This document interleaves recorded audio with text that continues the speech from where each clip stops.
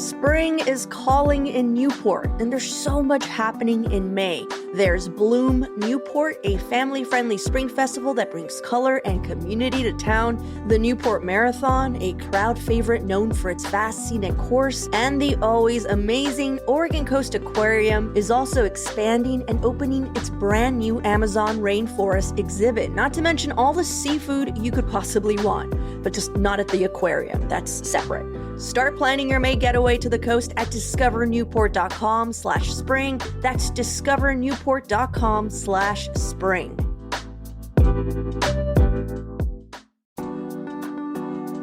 The International School of Portland is celebrating its 35th birthday this year. It's one of only 2 schools in the entire United States that has 3 full language immersion programs under one roof, teaching in Chinese, Japanese, and Spanish. It's also the first school in the Pacific Northwest to offer the renowned International Baccalaureate Primary Years program. They're now enrolling students from preschool to 5th grade for fall of 2026. Sign up for a personal tour at intlschool.org. This is CityCast Portland. I'm Claudia Meza, and this is what Portland's talking about.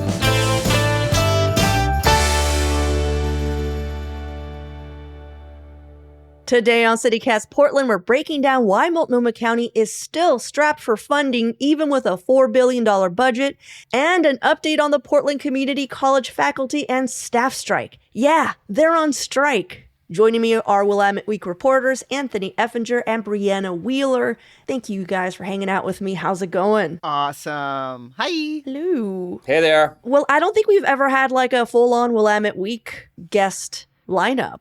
Is this... It's a takeover. Can you guys sponsor us now? Are we sponsored by...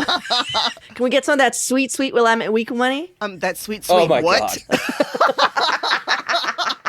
As most of our listeners know, before we jump into the news, I always ask an opening question so anyone new can get to know our guests a little better. And today's opening question is based on nonpartisan think tank Common Sense Institute ranking Oregon as the 5th least affordable state in the nation. Wow. Yeah. The study determined how much money a hypothetical 4-person household would have left each month after taxes and essential expenses. And we're just behind Hawaii, California, Massachusetts, and New York, which honestly, we have no business being as expensive as those states. Hawaii is a freaking island. California and New York have 2 of the largest cities in the nation. And Massachusetts, I mean, they just got to get it together. But Oregon should know better, you know? What is Oregon but Portland? You think it's just us? You think it's like, Portland bringing down the average grade? I think so, because I don't think that these people living out in Redmond are feeling the pinch like people in Portland are. Am I wrong? I don't even know, Brianna, because I feel like we don't really have like a conduit or some sort of... I wish we had like a hotline for Eastern Oregon. Just being like, what's up, guys? What are you guys doing? How are things over there? How much are eggs? What are eggs costing? But anyhow, sheltering utilities emerged as the primary barrier to affordability, along with childcare. But back to my question. I want to know your craziest or most delicious struggle meal you ate when you were broke. It could be when you were a kid, growing up, or in your 20s, or now. Any offerings? Oh, yeah. We had something in New York City called The Meal, and that was pasta with tofu and zucchini with some olive oil and a little bit of salt and garlic, if you could afford it. That sounds good. And I still eat that today, but I substitute broccoli rabe because, I can you're afford fancy it now. Yeah, sometimes I even buy nice tofu. But it's still called The Meal, and it's great, and I recommend it to anybody. That sounds really good, actually. I love zucchini, so I would be messing with that. What about you, Brianna? Well, recently I have been eating ramen as my struggle meal. See, now I grew up in the restaurant business, like my family owned a restaurant. So I feel like I have a special skill to turn struggle meals into some high art type fine dining business. So if you have, $3 or $4, you can go get a little packet of ramen, get a bunch of cilantro, get like one vegetable, maybe tofu if it's on sale. And you can really turn a ramen out. Yeah, you can. So that's what's up. Take that struggle meal and just level up, y'all. You can do it. Adding some fresh veggies and stuff. It's so funny. We had a roommate once that was always complaining, of course, that they were broke. This is in my 20s. And they would just make the most elaborate ramen where we're just like, that's a $20 meal right there, buddy. Like you're putting like chicken and stuff. He's like, all I eat is ramen. And it's like, you could have just had chicken. I think you love ramen. God. Oh, man. Mine were lentil tacos that my mom would make. She'd like get mayonnaise or crema smeared on a tortilla, add a spoonful of lentils, some avocado sliced on top, hot sauce. It was delicious. Just a reminder, I grew up in LA, so avocado trees were in my backyard. I was just going to say. No, I saw your face, Brianna. You're like, avocado? Okay. Okay, Miss Monopoly. No, this is... we taking it back to the homeland. Okay. Yeah, we are.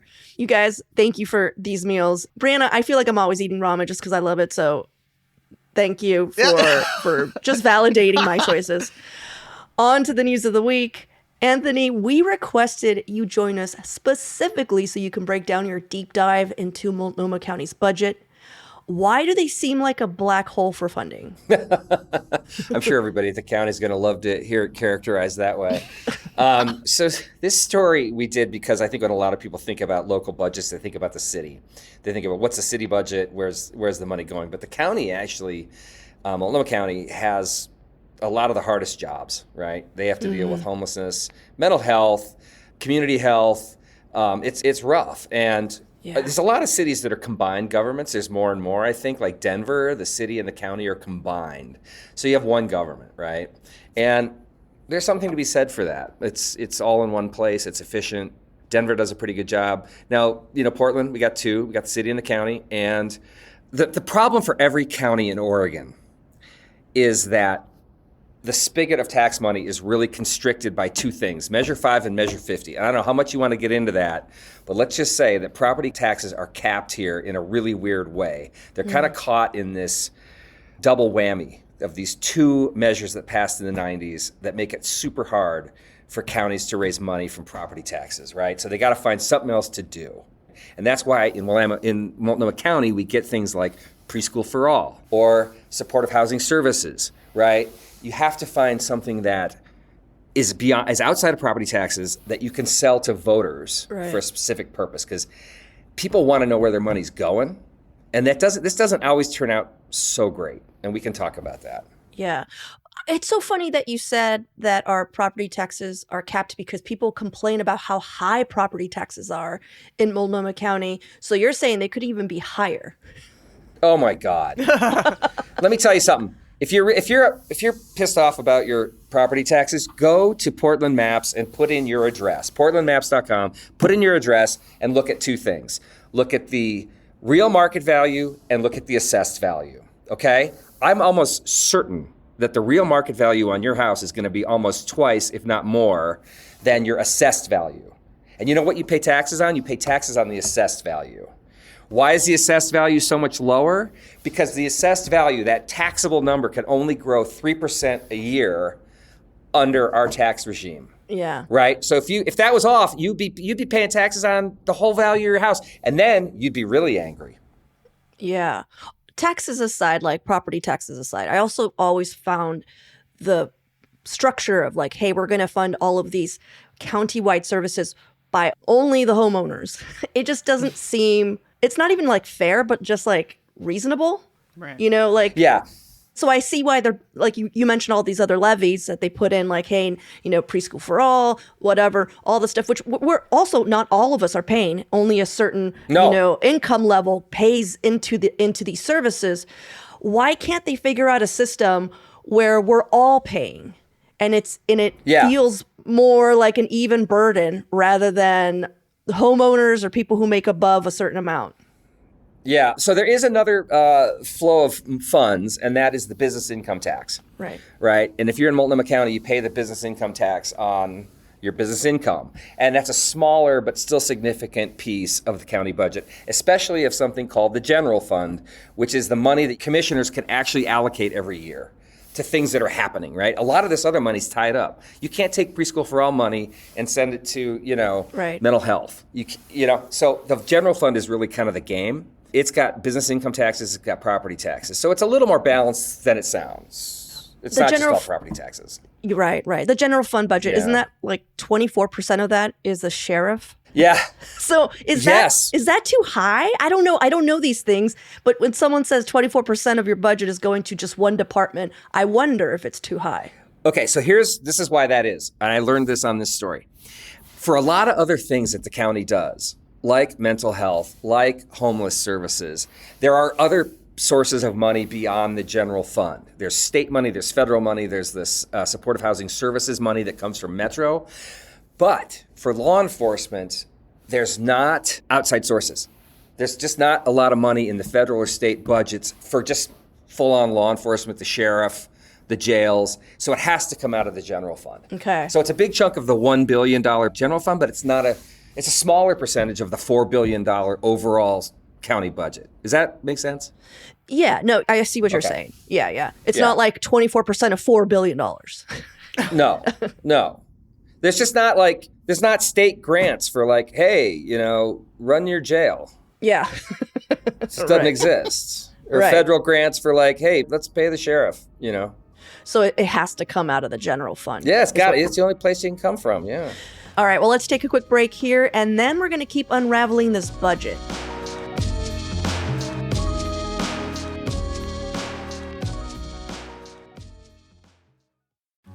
Hi, CityCast listeners. This is David Plotz. I'm the CEO of CityCast, but I also have another job.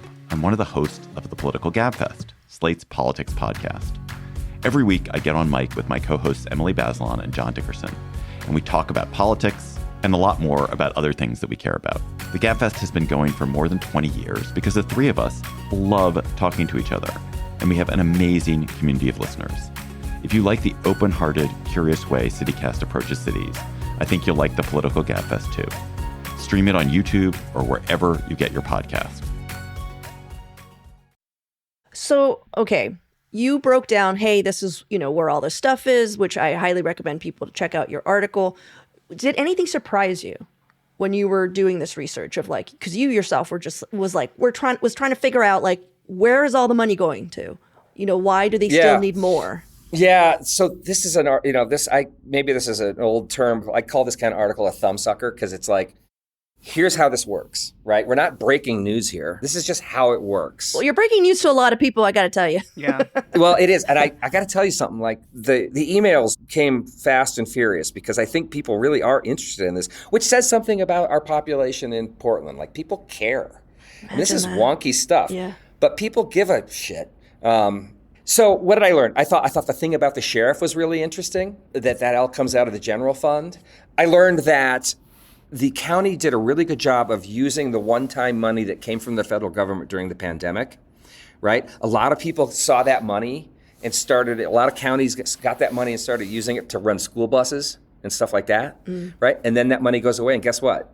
You can't run the school buses or the city buses or the county buses. Multnomah County actually did a really good job of being like, all right, this money's for COVID, and then it's going to go away, which is what's happening. Yeah. So I got to tell you, I mean, we talk about this place having a deficit, being out of money, but in the general fund, about $1 billion, there's only a $10 million shortfall, right? And now that's big, right? And it has some knock-on effects, but the county managed the pandemic pretty damn well. You're speaking financially. Yeah. It's interesting that you say that, Anthony, because one of the reasons they brought last year as to why they have a deficit was one-time funding. And they were just saying, hey, we used the funds for other things, and now we have to continue funding those things. So hearing quite the opposite is really interesting, because I'm just like, well, what's true? Right. So I think when they're talking about that one-time funding, a lot of that is the big fight was over the supportive housing services money, which is not COVID money. That's always money. So the county got in trouble at first because they didn't spend enough of it. Right. And they had a huge surplus at the end of the year, and they rolled that into one-time stuff to spend the money. And then, lo and behold, they did not have that one-time money because they actually spent it. So then they got, a lot of heat for not having cash. So, I mean, look, I don't want to sound like I'm a booster for the county here, but it's really hard. I mean, it's very hard because the supportive housing services money, it's income tax based. That goes up and down like crazy with people selling stocks and selling bonds and making money. I mean, it's just, all of Oregon is based on this income tax, which is a volatile as hell tax. right? Because we don't have a sales tax. We have capped property taxes. We have a stool that is 1.5 legs when it should, a lot of people say it should be 3. Sales, property, and income. So at the end of your research, Anthony, you came out basically saying we need more taxes. Did I? That's what I'm hearing. I don't know what else this stool, analogy meant. And I'm just, here's the deal. Is a lot of listeners, they don't understand sometimes when you're reporting on this or when you're researching, you end up having a lot of empathy for the system because you realize how freaking hard it is to run a government. And you're like, you know what? With what they're dealing with, they're doing an amazing job. We should all be in rubble right now. And they're doing awesome. So I don't think you're a booster. I'm literally just asking questions. Like, you're the one who spent the most time in this. Like, usually when I do my own research, I come up with ideas like, all right, this is how I would fix that. I mean, they're terrible, but I would come up with my terrible ideas. Anthony, what are your terrible ideas? Well, first of all, if Mark Zussman, who owns Willamette, heard me saying the county did something right, he probably wouldn't be able to stop throwing up. Because, he's naturally a skeptic of government and government spending, and I think that's the stance we take as journalists. We're supposed to, be watchdogs over this money. When I say that we need more taxes, if I describe the stool, so imagine if you had another leg of the stool, that income tax leg could be a lot shorter, right? Okay. If you had a sales tax, say, or if you had property taxes that grew with the economy more, you could shorten that income tax leg, and that might really help because we chase a lot of people out of this county and out of this city with income tax. We do. I've written that story. Yes, you have. That's why I get sick of it. Exactly. No, so you can level it, right? It's not more taxes; it's different taxes. Gotcha. So like an Adirondack chair, is that what you call it? Those lounge. It could be. Yeah. Anthony, I loved your article. I want more reporting on this. I feel like I'm sure the county was just like, thank the Lord somebody wrote something that like explains why we're here. Have you heard any feedback from them like on what you wrote? I've heard I got a call or an email from a spokeswoman there who wanted a couple clarifications about things like the homeless statistics that we use from the point in time count. The statistic from 2015 to 2025, they will tell you that there's a bigger number in 2025 because they're tracking homelessness better. Yeah. And that's fair, so I clarified that. They also didn't like the idea of like me saying the county went looking for other sources of revenue, and that's why they did preschool for all. But that's what happened. They pushed it. Jessica Vega Peterson was the biggest proponent of that tax. And look, it was a different time, right? Yeah, it was 2023. No, it was 2019 when they got that rolling. And 2019. Oh, this was before. Well, that's a lifetime ago. Yeah, you're right. That was 100 years ago. Brianna, that was Portlandia, wasn't it? It was. Kinda, yeah. Everybody was like, we were all feeling really altruistic, and then 2020 hit, the pandemic, the George Floyd protests, and people were like, this is how we're going to solve this. And now they see these huge balances in the Preschool for All Fund, which are there for a reason, you could argue, but they're like, what the heck? There's $610 million in the preschool fund, and you guys are trying to fill a $10 million budget gap in the general fund. Why can't you use that money? Well, we can't because it's earmarked. So do you see that missing pot of money growing bigger and bigger every year? Or the county does now. Yeah, because I'm imagining property taxes, lower income, all that stuff. Well, yeah, I think they're modeling like slower economic growth. Oregon is likely in a recession.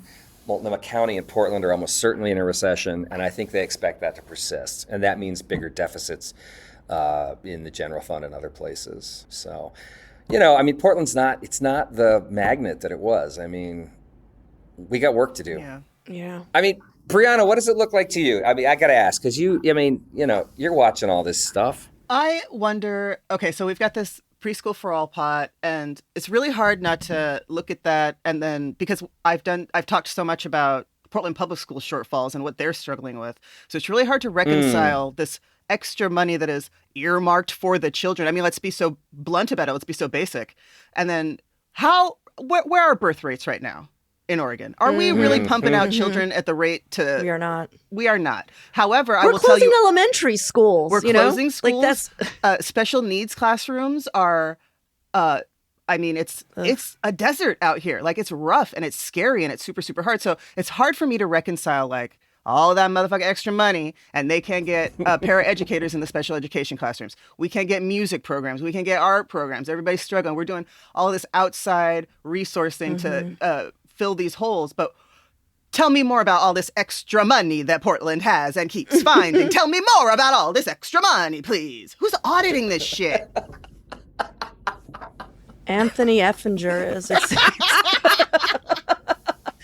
Well, Anthony, That's it. Yeah. There's a user case. Yeah. Well, thank you so much for the article. I hope that you do more stuff like this because it was.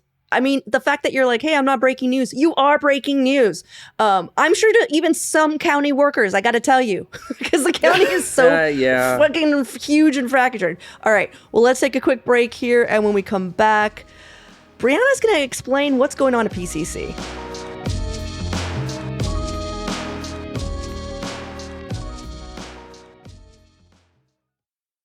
Brianna, what exactly is happening at PCC right now? Oh my gosh, I'm so excited to tell you. I'm actually going to bring some reporting from Kyra Buckley over at OPB. So she has written a really illuminating piece about this. Portland Community College faculty and staff, they remain on strike as the leaders and the unions apply pressure for a final deal. Okay, so here it is. Portland Community College leaders and the two unions representing the instructors and the staff, two different unions, they're preparing for yet another round of negotiations on Wednesday, 25th. So it bears mentioning that this is a historic strike. It has passed the 13-day mark. This is the state's largest higher education institution, and this strike might go on till the 30th. It might push back spring term. Oh, wow. It's really kind of a mess. Like, a lot of students, they didn't get their final grades. Their classes just stopped, and they have no recompense. They're just kind of like floating in the ether about it. So none of the proposals put forward by the school have been accepted, right? It's so freaky why. Okay, here are the two unions. The Federation of Faculty and Academic Professionals, that's one, and the other is the Federation of Classified Employees. All right, so they represent combined 2,300 faculty members and workers at the school. They have been negotiating for a year. Okay, this is huge because they only just went on strike on the 11th, and boom, becomes the first strike ever among 17 of Oregon's community colleges. When the strike first kicked off, leaders thought, this is going to be fine. We'll continue with remote learning. And the teachers were like, fuck that. I don't fucking think so. Oh. We have academic deadlines have been extended. It's also spring break. So final grades are where? Who knows? A lot of students are like, what the heck? But I will tell you this. PCC students are in this fight. And it's kind of glorious. Not the strike, but I'm actually a student at PCC. I take a class there, I don't know, every other year. I use that library maybe 3 or 4 times a week. Like, I am up on that campus all of the time. And the entire campus is covered in very respectful chalk graffiti. And it explains all of the strike positions. It explains how to show up for rallies. All of the students are posting flyers around the campus. They're testifying at the board of directors meetings. Okay, but I want to tell you about a piece of chalk graffiti that covered the central commons of the Cascade campus. That's where I am a student and a library user. So this big piece of chalk graffiti on the ground of the commons, it explains that in fall of 2024, the PCC president, Adrian Bennings, initiated something called the Fiscal Sustainability Framework. And that was a plan to slash more than $14 million from the PCC budget in 2026 and 2027, despite increased state funding and enrollment. All right. Now, I'm not done. Dr. Bennings has since then received an 11.5% salary increase. Her annual compensation package is $344,000. That's not all. She got an $18,000 car allowance. She got a $12,000 expense account. She got a $25,000 retention bonus. Dr. Bennings is by far the highest paid community college president in Oregon. Meanwhile, members of the faculty relying on public assistance, getting second jobs, doing gig work. And they're all talking about it because this is the culture of the Portland Community College. It's very transparent. We're friends with our teachers. They're friends with us. And I just want to wrap this up by letting everyone know that Jeff Merkley, he did jump on a video chat and let us know that he's doing everything he can to encourage resolution. So, right? A car allowance? A car allowance. 18,000. That's seriously, my brain is just sticking on that because I'm like, what is the justification for a car allowance? Girl, you better go get yourself a $7,000 rebuilt Kia. What are you doing up here?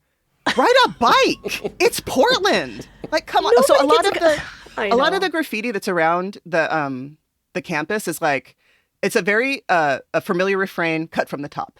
Why are you cutting from the bottom? Cut from the top. Cut from the top. So all over, chalk is written how much homegirl makes a year, that car allowance, that cost of living, all of that stuff. All of the students know. And this is all like student initiated. Like the students are on board so intensely. Yeah. Hey, Brianna, where can people go to read these statistics on Dr. Bennings' salary and benefits and stuff? So I actually took a picture of the graffiti, and that's where I got it. But I was taking lots of pictures. You're like, the graffiti is exactly about 5 feet away from. It's right outside the library. But so a lot of this is on PCCstrike.org, but also reporting done by The Oregonian has covered this, and they got into these details as well. Okay. I know, to our credit, by the way, Willamette Week's been covering this as well. www.week.com. Yeah. Oh yeah, and Gotta make the www.com. pitch. Oh yeah. Gotta make the pitch. Oh my But God. anyway.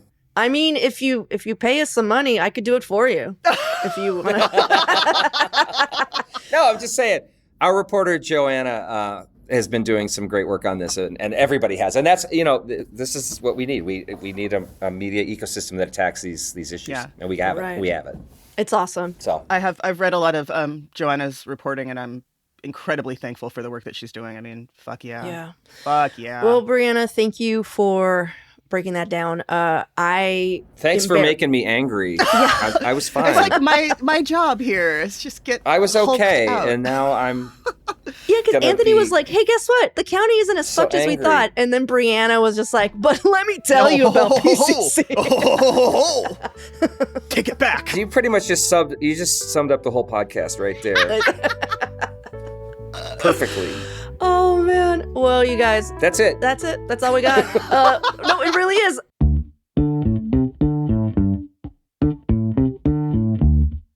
That's all for today here on CityCast Portland. Thank you so much for listening. Thank you, too, for spending your morning with me. I've thoroughly enjoyed this. If you enjoyed the show, share it with a friend, rate, leave us an amazing review. And don't forget, you can support the show and get great perks by becoming a CityCast Portland neighbor. Just visit membership.citycast.fm. We'll be back tomorrow morning with more from around the city.